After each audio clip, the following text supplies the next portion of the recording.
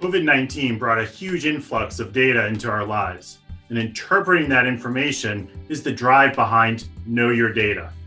Over 9 episodes, we broke down key data terms being used in the media. This helped everyone get to grips with what data means so they could accurately interpret it and understand its role in their own lives. If you didn't get a chance to tune in last year, take a look at our top 6 takeaways. Yeah, that's right. So far, we have talked only about efficacy, but most of the headlines and news reports we see talk about effectiveness, and they use the adjective effective. Are those things synonyms? No, they are not. Efficacy, as we just discussed, is just the pure result of a controlled trial in individual people. What we've seen with Pfizer is that the vaccine, quote unquote, protected about 95 of every 100 volunteers during the trial. But effectiveness for a vaccine is how much it ultimately stems the disease across a population in real-world human beings over time. It's what you really want to know. If I get the vaccine, what are my chances of becoming sick? How many people need to get vaccinated to stamp out the disease in a country?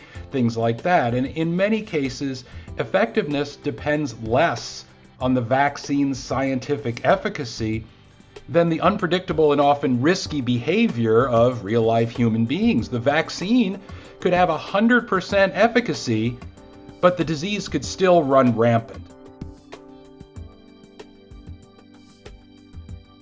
And let's look at the numbers. Let's talk about the numbers real quick. It's a fact that getting the vaccine only has a 94% chance of working. So 6 out of 100 people are still going to be susceptible to the disease. Now, a second vaccine will knock down that 6% even faster, but it's never going to get to 0 for all sorts of reasons.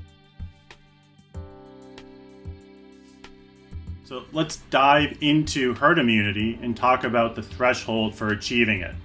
The threshold is the percentage of the population that needs to be immune to the disease to make it so unlikely for an infected person to run into a susceptible person that transmissions are kept rare.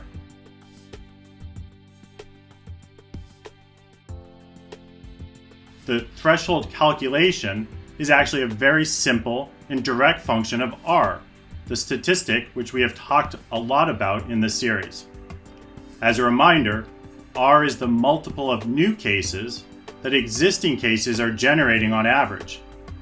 If that value is above 1, the disease grows. If it's under 1, the disease decreases at different rates. For herd immunity, we generally set our goal R at 1.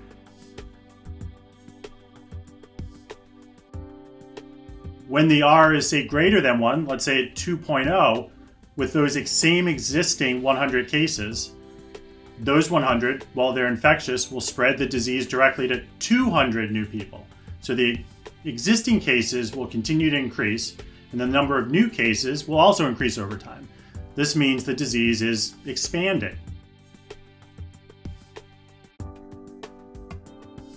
The words we use to describe increases make all the difference, because you can either downplay the increase with words or you can exaggerate them with words. You have the granddaddy of them all, meteoric rise. Hey folks, meteors fall. So can we please stop using that phrase?